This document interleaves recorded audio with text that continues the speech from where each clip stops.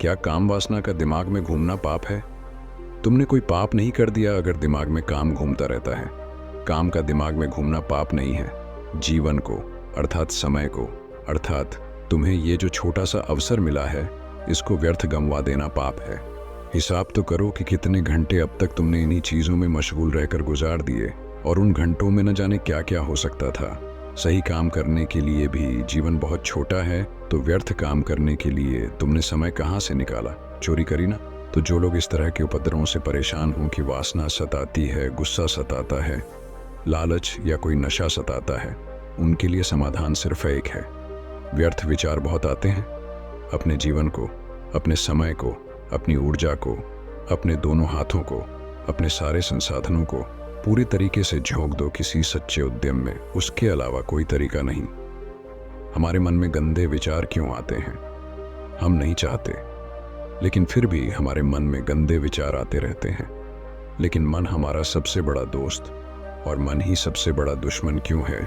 जब हम अपने मन की बात मानते हैं तो हमारा मन ही हमारा नेतृत्व करता है, भटक जाते हैं। और जब हम मन को संतुलित कर लेते हैं तो हम अपने जीवन में हर चीज़ का ध्यान रखते हैं। हम अपने मन में आने वाले गंदे विचारों को रोकने की कोशिश करते हैं, लेकिन जितना अधिक हम रोकते हैं उतना ही ये विचार हमारे अंदर प्रवेश करते हैं। जितना अधिक आप किसी चीज़ से दूर भागते हैं, वह चीज़ आपको अपने पास ले जाएगी। इसलिए उस चीज़ से दूर मत भागिए, उस पर संतुलन बनाए रखिए। एक बार एक युवक गौतम बुद्ध के पास आया और गौतम बुद्ध से बोला कि ही बुद्ध, मेरे मन में इतने गंदे विचार क्यों आते हैं? मैं नहीं चाहता कि मेरे मन में गंदे विचार आए, पर मेरे मन में हमेशा काम वासना के विचार चलते रहते हैं और मैं इनके के बारे में सोच सोच कर बहुत परेशान हूँ। मेरी ऊर्जा और समय यह सब सोचने में ही नष्ट हो जाता है, और इन सब के विचारों की वजह से मैं कभी भी शांत नहीं रह पाता और मैं हमेशा ही स्त्रियों को देखकर मोहित हो जाता हूँ। अपने आप को रोक ही नहीं पाता। बुद्ध मुस्कुराए और उन्होंने उसे युवक से पूछा, क्या तुम्हें पता है यह काम वासना होती क्या है? फिर लड़के ने उत्तर दिया और कहा, बुद्ध, मैं यह तो नहीं जानता कि काम वासना होती क्या है, पर हाँ, ये जो भी है बहुत बुरी चीज़ है। फिर बुद्ध ने उसे युवक से कहा कि सबसे पहले तो तुम यह समझना है कि प्राकृतिक रूप से जो भी चीज़ हमारे अंदर है वह बुरी नहीं है। हमारे जीवन में उसकी कुछ ना कुछ ज़रूरत है। वासना कोई बुरी बात नहीं है।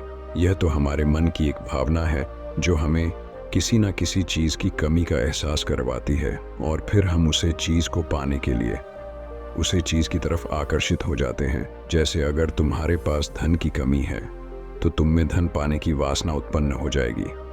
तो वासना कुछ और नहीं, बस एक प्रकार की कमी है जो कि एक प्रकार की ज़रूरत का एहसास है, और जब ये ज़रूरत शारीरिक हो तो हम इसे काम वासना कह देते हैं।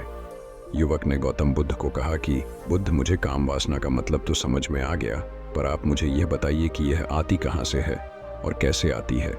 ये गौतम बुद्ध ने कहा कि काम वासना कहीं से आती नहीं है, ये तो हमारे अंदर ही होती है, और इसका होना तो ज़रूरी भी है, तभी तो मानव जाति का विस्तार होगा। युवक ने कहा, जब यह हमारे अंदर ही है और ज़रूरी भी है तो फिर लोग इसे गलत क्यों बोलते हैं?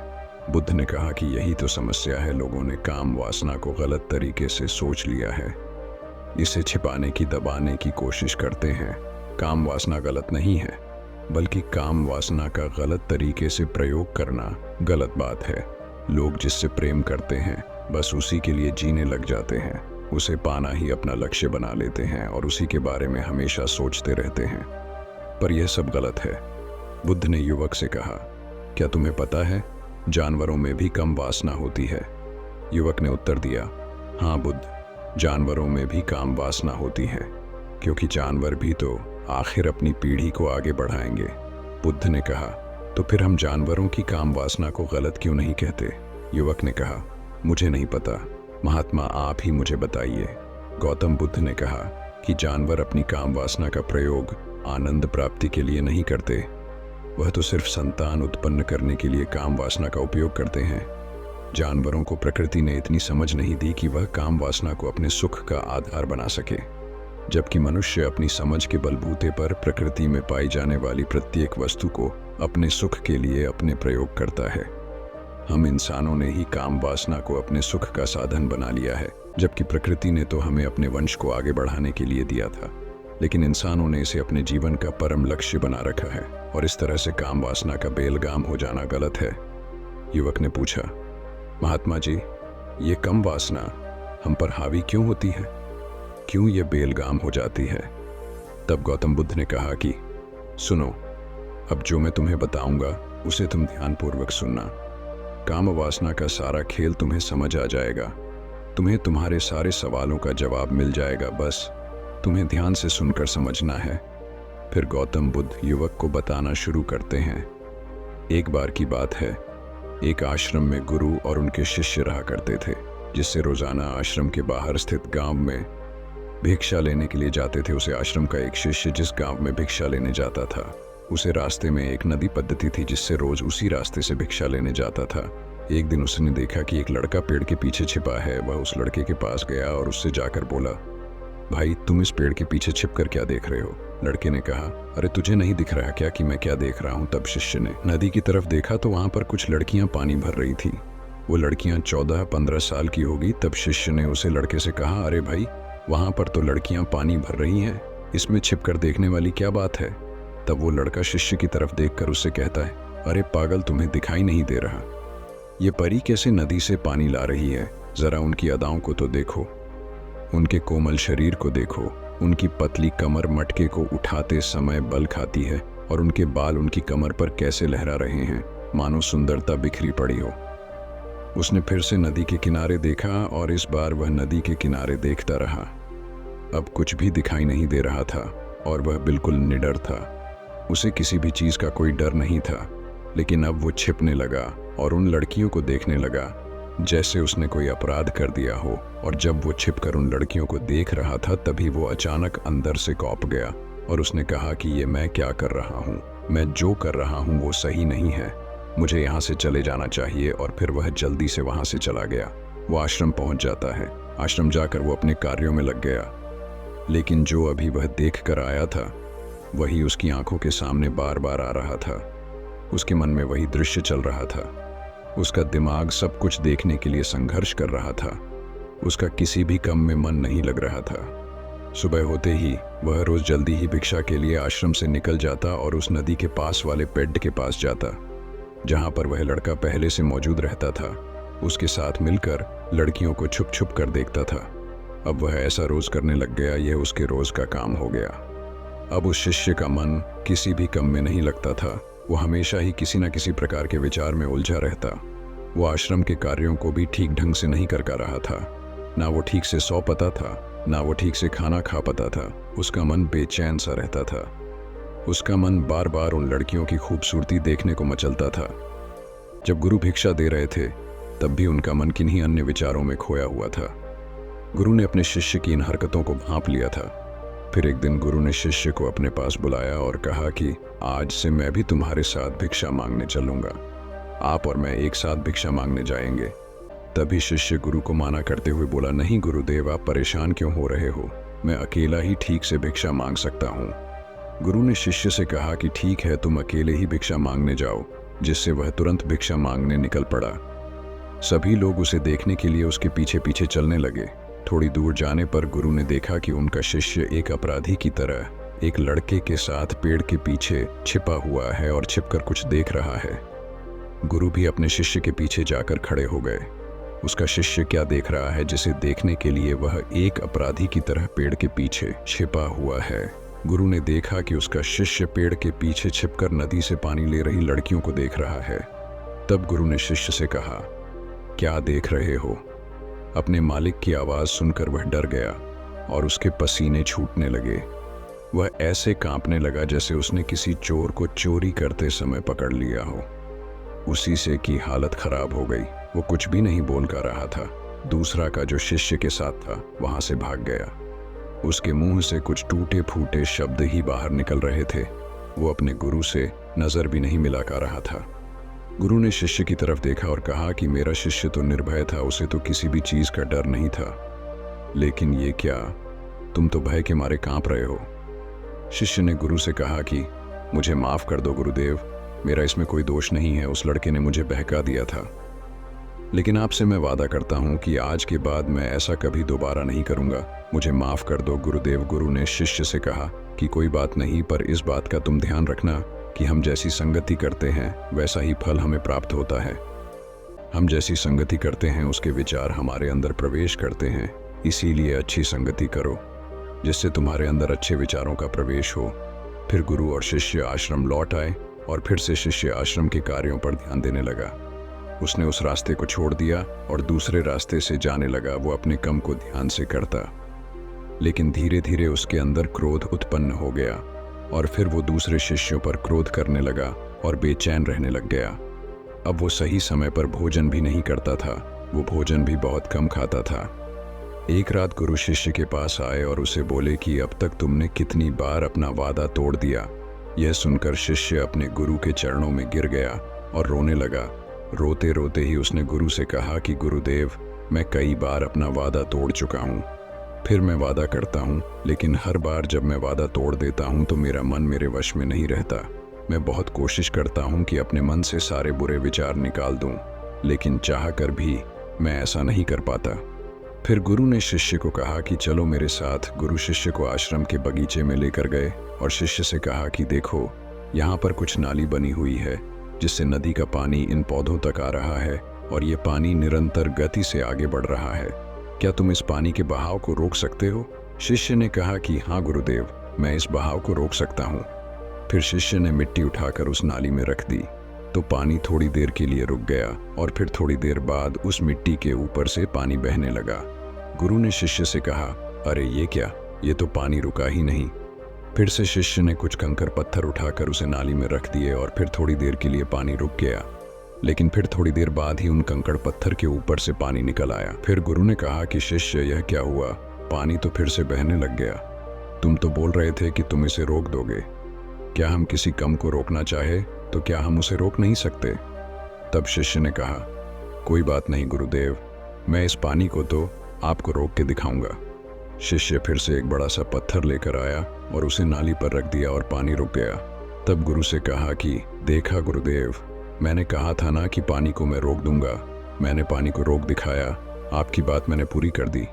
गुरु मुस्कुराए और बोले, अच्छा जरा ध्यान से देखो, पानी रुक गया क्या? वो तो पीछे की नाली तोड़कर बाहर निकल गया और अगल बगल से बह रहा है। और ध्यान से देखो, इस पत्थर की आगे भी आ गया और ये पानी अपना रास्ता बदलकर फिर से आगे की तरफ जाएगा। और फिर थोड़ी देर बाद ऐसा ही हुआ। फिर गुरु ने शिष्य को समझाया कि तुम्हारे साथ भी तो ऐसा ही चल रहा है। तुम बार बार प्रयास कर रहे हो, बड़े से बड़ा प्रयास कर रहे हो, पर हर बार तुम्हारा प्रयास टूट रहा है और यह हमेशा टूटता ही रहेगा। तुम कितना भी बड़ा पत्थर रख लो, लेकिन पानी तो अपना रास्ता बना ही लेगा। ये सब देखकर शिष्य ने गुरु से कहा कि ही गुरुदेव, क्या कोई तरीका नहीं है जिससे मैं गंदे विचारों से बाहर निकल सकूं और ये मेरे मन में आए ही ना? गुरु शिष्य को एक नदी के पास ले गए जहां से उसे बगीचे में पानी जा रहा था। गुरु ने शिष्य से कहा, वो पानी इसी नदी से जा रहा है। अगर हम यहीं से उसे रास्ते को बंद कर दें जहां से पानी बगीचे में जा रहा है, तब क्या हम पानी को रोक नहीं सकते? शिष्य ने कहा कि हाँ गुरुदेव, अवश्य ऐसा हो सकता है। मैं इस पानी को यहीं से बंद कर देता हूँ, तब आगे की नाली में पानी जाएगा ही नहीं और फिर बगीचे में पानी जाएगा ही नहीं। फिर शिष्य नदी से जाने वाले रास्ते को बहुत मेहनत करके पत्थर और मिट्टी डालकर बंद कर दिया और गुरु से कहा कि गुरुदेव, मैंने पानी को बंद कर दिया है, अब ये पानी बगीचे में जाएगा ही नहीं। तब गुरु ने कहा शिष्य से, अगर पानी बगीचे में नहीं जाएगा तो पेड़ पौधों को पानी कहाँ से मिलेगा? उन पेड़ पौधों को तो पानी की आवश्यकता है और उन पेड़ पौधों में कुछ पेड़ पौधे तो ऐसे हैं जिनको रोज पानी की आवश्यकता है। वह तो मुरझाकर मर ही जाएंगे, उनका क्या होगा? पानी तो हमें खोलना ही होगा। शिष्य ने गुरु की बात सुनकर वापस नदी से जाने वाले पानी का रास्ता खोल दिया। तब गुरु ने शिष्य से पूछा, शिष्य, अगर हम इस नदी के पूरे पानी को बगीचे की तरफ मोड़ दें तो क्या होगा? तब शिष्य ने जवाब दिया कि गुरुदेव, वहां पर जितने भी पेड़ पौधे हैं वो गलकर नष्ट हो जाएंगे, वहां पर कुछ नहीं बचेगा। फिर गुरु मुस्कुराए और बोले, तुम इस बात को समझो कि हमें किसी भी चीज को रोकना नहीं है, बस हमें हमेशा संतुलन बनाए रखना है। कम पानी से भी पौधे नष्ट होते हैं और ज्यादा पानी से भी पौधे नष्ट होते हैं। हमारा जीवन संतुलन से ही चलता है। गुरु ने शिष्य से कहा कि अगर मैं तुम्हें कुछ कहूं कि तुम आम के बारे में मत सोचो तो तुम्हारे मन में सबसे पहले किसका चित्र आएगा? शिष्य ने कहा कि गुरुदेव, मेरे मन में तो पहला चित्र आम का ही आएगा।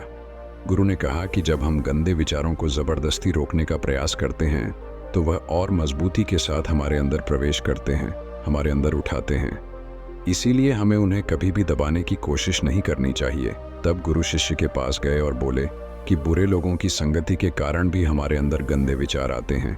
कभी कभी ऐसा होता है कि हमारे अंदर कामुकता नहीं होती, लेकिन कुछ अश्लील लोगों के साथ रहने के कारण वह हम पर हावी हो जाती है। तब शिष्य ने कहा कि गुरुदेव, आप सही कह रहे हैं, मैं अपने लक्ष्य से भटक गया था। तब वह शिष्य रात को बहुत शांति से सोया, सुबह पूरे मन से अपना काम किया और फिर सुबह वही भिक्षा लेने चला गया जहां वह लड़का आज भी पेड़ के पीछे छुपकर उन लड़कियों को देख रहा था। वो शिष्य नदी पर गया जहां वह लड़कियां पानी भर रही थीं। उसने उन लड़कियों से पानी मंगा। उन लड़कियों में से एक लड़की ने उसे पानी पिलाया और उसे सन्यासी शिष्य के चरण छुए शिष्य ने उसे आशीर्वाद दिया कि तुम्हारा कल्याण हो। शिष्य का मन सकारात्मक ऊर्जा से भर गया। उसके चेहरे पर मुस्कान आ गई थी, जैसे उसे कोई खोई हुई चीज वापस मिल गई हो। वह अपने रास्ते पर वापस जाने लगा। तभी पीछे से वह लड़का आया जो पेड़ के पीछे छिपा था। वह शिष्य के पास आया और बोला कि क्या बात है, आज तुमने करीब से देखा है, आप तो मुझसे आगे निकल गए।